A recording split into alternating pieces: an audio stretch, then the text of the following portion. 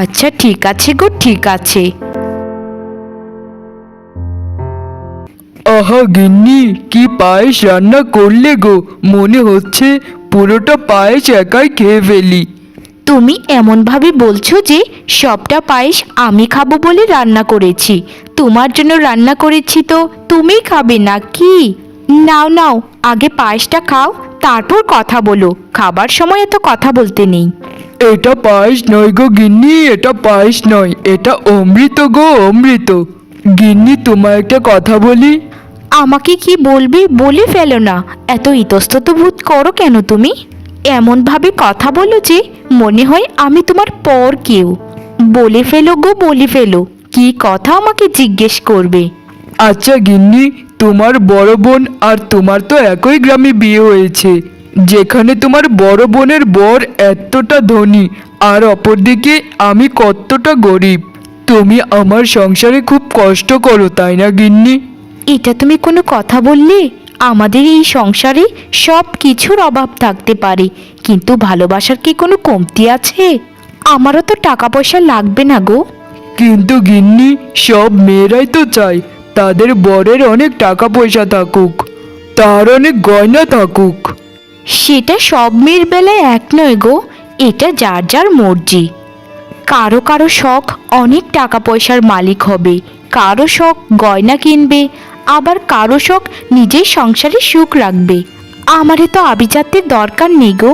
আমি সবসময় চাই যেন আমরা দুজন খুব সুখী শান্তিতে বসবাস করতে পারি। আসলে গিন্নি, তোমার মন মানসিকতাটা আর 8-10টা মেয়ের মতো নয়। তুমি কত ভালো গিন্নি। কিন্তু আমি একটা কথা ভেবেছি, কিছু টাকা জমিয়ে তোমাকে একটা জিনিস উপহার দেব। আমারও তো উপহারের দরকার নেই গো, শুধু তুমি আমার পাশে থেকো, এটাই আমার সব থেকে বড় উপহার। আচ্ছা শোনো না, এসব কথা বাদ দিয়ে এখন তাড়াতাড়ি খেয়ে কাজে চলে যাও। আচ্ছা গিন্নি, তাই করছি। বাড়িতে কি কেউ আছো নাকি গো মা? আমাকে একটু জল খেতে দেবে গো। জল তেষ্টাই গলাটা শুকিয়ে কাঠ হয়ে গেছে মা। কে তুমি বুড়ি? এখানে উড়ে এসে জুড়ে বসেছো, আর কি বা চাইছো আমার কাছে শুনি? বলছিলাম কি মা, খুব জল তেষ্টা পেয়েছে গো, একটু জল খাওয়াবে আমায়? তোমাদের মতো ভিক্ষুক বুড়িদের একটাই সমস্যা, এখন জল খেতে চাইছো, একটু পরে আবার খাবার খেতে চাইবে। আমার বাড়িতে এসব বুড়িদেরকে কোনো কিছুই খেতে দেই না। এখান থেকে বিদায় হতো বুড়ি, আমার অনেক কাজ আছে। কাজের সময় সে ডাকাটাকি করে আমার কাজটাই ভেস্তে দিয়েছো। কি রে মা, একটু তো জলই খেতে চাইছি, এতে এত কথা শোনাচ্ছিস আমায়? বড় লোকেরা এমনই হয়, কিছু জিনিস চাইলেই মানুষকে তোয়াক্কা করে না। যা বলছো তা কি ভেবেচিন্তে বলছো? মুখটা সামলেই কথা বলো বলি। তোমার যদি এতই জল তেষ্টা পায়, তাহলে ওই যে পাশের সাঁকোটা আছে, ওটা পেরিয়ে একটা গরিব দুঃখিনীর বাড়ি দেখবে। ওখানে গিয়ে জল কেনো, যা খেতে চাইবে তাই তোমাকে খাওয়াবে।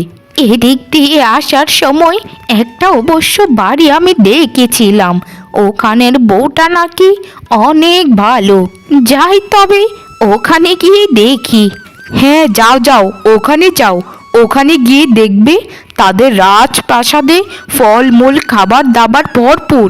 ওটা কে জানো? ওটা হচ্ছে আমার নিজের আপন বোন। তার বর কি জানো? তার বর হচ্ছে একটা দিনমজুর। হা হা হা হা হা। সে এবং তার বর হচ্ছে পরোপকারী গরিবের বন্ধু। একটা মানুষ যদি মানুষের সাহায্যই করে থাকে, তাকে নিয়ে এত হাসাহাসি করার কি আছে শুনি? এই বুড়ি, এই এখান থেকে যাবে নাকি তোমায় ঘাড় ধাক্কা দিয়ে এখান থেকে বের করে দেব? যত সব নোংরা ময়লা আবর্জনা কোথা থেকে যে আসে কে জানে। মা গো, ঘরে কি কেউ আছো মা? আমার খুব জল তেষ্টা পেয়েছে, আমাকে একটু জল খাওয়াবে মা? আহারে বুড়িমা, তোমার কি খুব জল তেষ্টা পেয়েছে? আর তোমার চোখ মুখ দেখে তো মনে হচ্ছে তুমি কিছুই খাওনি সারাদিন। তুমি একটু বসো বুড়িমা, আমি তোমার জন্য এক্ষুনি একটু জল নিয়ে আসি আগে, তারপর তোমায় দুটো খাবার খাইয়ে তবেই এখান থেকে ছাড়বো। আমি গরিব মানুষ বুড়িমা, আমার কাছে পান্তা ভাত আর জল ছাড়া কিছুই নেই। আসলে রে মা, ওই বড়লোক বাড়ির মেয়েটা ঠিক কথাই বলেছিল তোর নামে। তুই আসলেই গরিবের বন্ধু, অসহায়ের সাথী। তুমি কার কথা বলছো বুড়িমা? আমি তো কিছুই বুঝতে পারছি না। ওই বড়লোক বাড়ির মেয়ে মানে আমার বড় বোনের কথা বলছো? সেখানে তুমি কেন গিয়েছিলে বুড়িমা? সবটা খুলে বলো আমায়। জানো বুড়িমা, ভাগ্যক্রমে আমার একজন গরিব মানুষের সাথে বিয়ে হয়েছে, আর আমার বড় বোনের খুব ধনী একজন ব্যক্তির সাথে বিয়ে হয়েছে। কিন্তু বুড়িমা, আমি এতটা খুশি আছি এখানে যে কি বলবো, মনে হয় স্বর্গে আছি। তোমার বোনই তোমার ঠিকানাটা আমায় দিয়েছে রে মা। কিন্তু মা, তোমার বড় বোনের ব্যবহার এত খারাপ, কি বলবো। একটু জল খেতে চাইছিলাম তো আমাকে যা তা বলে বের করে দিল। মানুষের সাথে মানুষ এরকম ব্যবহার করে না। এমন তো না যে আমি খাবার খেতে চাইছিলাম। আসলে বুড়িমা, বড় দিদি ছোটবেলা থেকে একটু এরকম স্বভাবের। তার কথাই তুমি কষ্ট পেও না মনে। ওর কথাই যদি তুমি কোনো কষ্ট পেয়ে থাকো, তাহলে আমি ওর তরফ থেকে ক্ষমা চাইছি তোমার কাছে। তোর মতো বোন যদি ঘরে ঘরে থাকতো, তাহলে বনে বনে সম্পর্ক খুব ভালো থাকতো। আসলে তুই ভালো মেয়ে রে মা, তুই অনেক ভালো। মা, মা, আমার খুব কষ্ট হচ্ছে। তুমি না সকালে বলেছিলে যে আমার জন্য ওষুধ কিনে আনবে? কোথায় তোমার ওষুধ? একটু ধৈর্য ধর মা, আমি তো তোকে বলেছিলাম যে তোকে ওষুধ এনে খাওয়াবো। কিন্তু শোন না মা, আমার হাতে একটা টাকাও নেই। তোর বাবার সাথেও যোগাযোগ করতে পারছি না। তোর বাবা সেই যে শহরে গেল, তারপর তো কোনো খবরই পাইনি। এর মধ্যে তুই এতটা অসুস্থ হয়ে গেলি যে আমি কি করব কিচ্ছু বুঝতে পারছি না। তবে একটু পাড়ায় আজ বেরোবো, দেখি কারো হাতে পায়ে ধরে কিছু টাকা জোগাড় করতে পারি কিনা। তুমি কোনোদিন টাকা জোগাড় করতেও পারবে না, আর আমার জন্য ওষুধও আনতে পারবে না মা। আমি শুধু কষ্টই পেতে থাকবো। তোকে কথা দিলাম মা, আজকে যেভাবেই হোক তোর জন্য ওষুধ আমি কিনে আনবই আনবো। তুই একটু শান্ত হো মা, একটু ধৈর্য ধর, আমার কথাটা শোন মা। আর কত ধৈর্য ধরবো বলো তো মা? আমি কখন থেকে তোমায় বলছি যে আমি শ্বাস ফেলতে পারি না, খুব কষ্ট হয়, জ্বরে গা পড়ে যাচ্ছে। মা, তুই একটুক্ষণ এখানে শুয়ে থাক, আমি এখনই পাড়ায় বের হচ্ছি। আজকে যেভাবেই হোক টাকা জোগাড় করে তোর জন্য ওষুধ কিনে আনবো। ঠিক আছে মা, তুমি আমার জন্য চিন্তা করো না, আমি এখানেই শুয়ে থাকবো। তুমি এক্ষুনি গিয়ে আমার জন্য ওষুধ নিয়ে এসো। দিদি ভাই, ও দিদি ভাই, দয়া করে তুমি আমার একটা উপকার করো না। আমার মেয়েটার গতকাল থেকে জ্বরে গা পড়ে যাচ্ছে, কোথাও একটা টাকাও আমি ধার পাচ্ছি না যে দুটো ওষুধ এনে খাওয়াবো। আমাকে কিছু টাকা ধার দাও না দিদি ভাই, তোমার পায়ে পড়ি। তোমার মেয়ের অসুখ না তো কি, এতে আমি কি করব শুনি? তোমার মেয়ের অসুখের টাকা আমাকে কেন দিতে হবে? আমি কি এখানে পরোপকারী সংস্থা খুলে বসেছি? যাও যাও বাপু, আমার বড়ই এমনিতেই ব্যবসায় মন্দা চলছে, এখন কোনো টাকা পয়সা হবে না। তুমি অন্য কোথাও গিয়ে চেষ্টা করো, আমার কাছে কোনো ধারটার হবে না। দিদি ভাই, এটা তুমি কোনো কথা বললে? তোমরাই তো এই গ্রামের মধ্যে সব থেকে প্রভাবশালী মানুষ, আর তোমাদের কাছে যদি টাকা পয়সা না থাকে তো কাদের কাছে থাকবে বলো? ও আচ্ছা, আমাদের কাছে কত টাকা আছে না আছে সেটাকে তোকে কৈফিয়ত দিতে হবে? তুই কে হে? তুই কোন রাজার বউ, কোন জমিদারের গিন্নি? ধর আমাদের কাছে কোটি কোটি টাকা আছে, কিন্তু তোকে আমি দেব না। কারণটা কি জানিস? কারণ তোরা হচ্ছিস গরিব, অভাবী। তোদের কাছে টাকা ধার দিলে তোরা কি এটা ফেরত দিবি সেটা নিশ্চয়তা কতটুকু? তাই এখনো সময় আছে, আমার বাড়ির উঠোন থেকে বিদেয় হ। এভাবে অপমান করতে পারছো দিদি ভাই? আমরা গরিব হতে পারি, কিন্তু আমরা কথা দিয়ে কথা ভঙ্গ করি না। আমার মেয়েটাকে যদি চিকিৎসা না করাতে পারি, তাহলে মেয়েটাকে বোধহয় বাঁচানো যাবে না। কি করব কিচ্ছু বুঝতে পারছি না।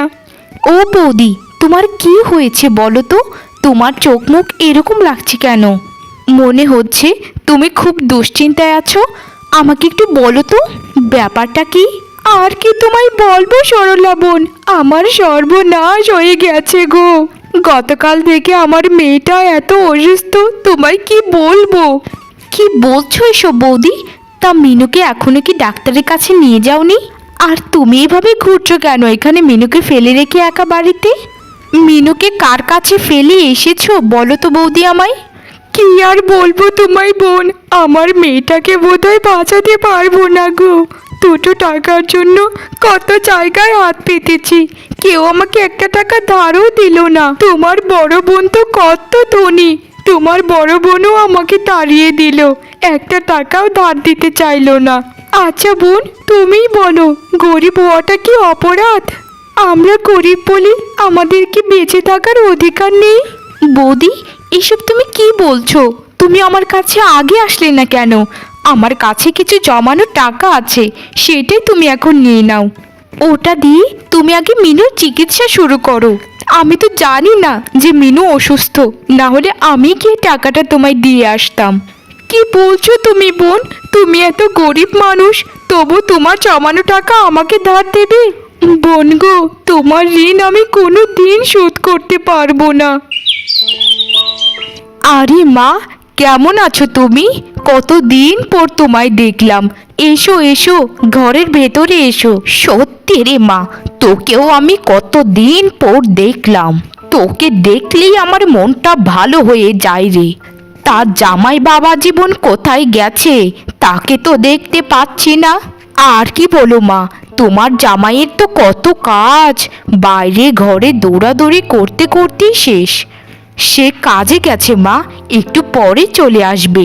তুমি ঘরের ভেতরে এসো না মা। আর শোনো মা, ছোটোর সাথে কি দেখা করে এসেছো, নাকি সরাসরি আমার এখানে এসেছো? কার সাথে দেখা করার কথা বলছিস রে তুই? আমার ছোট মেয়ের সাথে? ছি ছি ছি ছি ছি, ওর বাড়িতে যে আমি যাব দেখা করতে, ওর বাড়িতে তো বসারই একটা জায়গা নেই। তাই আগে তোর এখানেই এসেছি, তারপর ওর বাড়িতে একটু যাব, তারপর বাড়িতে চলে যাব আবার। শোন রে মা, আগামী রোববার তুই আর তোর বর মিলে আমাদের বাড়িতে চলে আসিস। তুমি আমাদেরকে নেমন্তন্ন করলে আর আমরা কি না যেয়ে থাকতে পারি বলো তো মা? তুমি নিশ্চিন্তে থাকো, আগামী রোববার আমি আর আমার বর মিলে নেমন্তন্ন খেতে যাব। আরে মা, তুমি? কতটা দিন পর তোমায় দেখলাম মা। এসো এসো মা, ঘরের ভেতরে এসো। তোমাকে দেখি আমার মনটা আনন্দে ভরে উঠেছে। তা তোর ঘরের ভেতর যে যাব, তোর ঘরের ভেতর কি বসার কোনো জায়গা আছে? থাকিস তো একটা মাটির করে ঘরে, এটা কি বসতির জায়গা কোনো? কি করব মা বলো, আমার বরের তো আর অত সামর্থ্য নেই যে একটা পাকা দালান করবে। তাই এখানেই দিননিপাত করে যাচ্ছি মা। আচ্ছা শোন শোন, তোর এত ফালতু কথা শোনার আমার সময় নেই। শোন, আগামী রোববার তুই আর তোর বরের নেমন্তন্ন রইল আমার বাড়িতে, গিয়ে দুটো ডাল ভাত খেয়ে আসিস। আচ্ছা আচ্ছা মা, ঠিক আছে। তুমি আমাদেরকে নেমন্তন্ন করলে আর আমরা কি সেটা না রেখে পারি? আমার জন্মস্থানটাকে কত দিন ধরে দেখি না মা, সেই সুবাদে বাড়িটাও একটু দেখে আসবো। তুমি তো ঘরের ভেতর আসছোই না মা। এসো মা, দুটো চিড়েমুড়ি খেয়ে তারপর বের হবে। দরকার নেই বাপু, যে চিড়েমুড়ি তুই আমাকে খাওয়াবি সেগুলো তোদের জন্য রেখে দে, তোদের দুদিনের খাবার বেঁচে যাবে। আমি গেলাম তাহলে। দে দে মা, বড় জামাইকে মাছের মাথাটা দে। খাও বাবা খাও, খুব মন দিয়ে খাও। আর কি বলবো মা, তোমার বড় জামাইকে তুমি কতটা ভালোবাসো সেটা তো সে নিশ্চয়ই জানে। সবাইকে তোমার বড় জামাই বলতে থাকে যে আমার শাশুড়ি আমার মায়ের মতো একদম। তা মা, মাছের মাথা তো দেখা যায় একটাই রান্না করেছো, সবটাই কি তোমার বড় জামাইকে দিয়ে দেব? দিবি মানে আর বাদ দিবি? ওটা আমার বড় জামাইয়ের জন্যই রান্না করেছি। আর ছোট জামাইকে একটু ডাল দিয়ে দে। আমার বড় জামাই হচ্ছে বড় ঘরের ছেলে, সে খাবে মাছের মাথা। আর ছোট জামাই গরিব ঘরের ছেলে, সে ডাল ভাত খেয়ে বড় হয়েছে, সেটা সে পুষিয়ে নেবে। মা, তুমি তো আগে থেকে জানতে যে তোমার ছোট মেয়ের বর অনেক গরিব? এত কিছু জানার পরেও তুমি কেন মা নেমন্তন্নর কথা বলে আমাদেরকে অপমান করছো? এইভাবে নেমন্তন্ন করে অপমান করার অধিকার তো তোমাদের কারোরই নেই। এই ওঠো, এখানে আমরা আর নেমন্তন্ন খাবো না। ওঠো এখান থেকে বলছি। আমার মা তার বড়লোক জামাইয়ের সাথেই নেমন্তন্ন খাক গিয়ে। আমরা গরিব গরিবের মতো থাকি। তা যা না, তোদেরকে কে আটকিয়েছে বলতো? ওঠে এক্ষণে চলে যা আমার বাড়ি থেকে। আমার বড় জামাইকে আমি মাথায় তুলে খাওয়াবো। তাতে তোদের কি? গরিব গরিবের মতো থাক, এত বড় লোক হওয়ার চেষ্টাও করবি না। ঠিক আছে মা, আর তোমায় অপমান করতে হবে না। আমরা এখান থেকে চলেই যাচ্ছি। মা, আমাকে ক্ষমা করে দে তুই। আমি তোদের সাথে নেমন্তন্ন করে ডেকে এনে যে অন্যায় করেছি তা কোনোদিনও ক্ষমার যোগ্য নয়। এই গ্রামের মানুষের কাছে তোদের নামে আমি শুনেছি। তোদের মতো ভালো মানুষ এই জগতে আর একটিও নেই। এখানে ক্ষমা চাওয়ার মতো কিছুই হয়নি মা। আমরা হচ্ছে গরিব মানুষ, দিন আনি দিন খাই, এতেই আমরা খুব সুখে আছি। আর যেভাবে পারি মানুষকে একটু সাহায্য করি, এইভাবেই দিন কেটে যাচ্ছে। আর আমাকে লজ্জা দিস না মা, আমি আমার ভুলের জন্য তোর কাছে ক্ষমা চাইছি। শুধু টাকা পয়সা হলেই মানুষ হওয়া যায় না। মানুষ হতে গেলে বিবেক বুদ্ধি আর মনুষ্যত্ব থাকা আবশ্যক। ক্ষমা করে দে মা, ক্ষমা করে দে।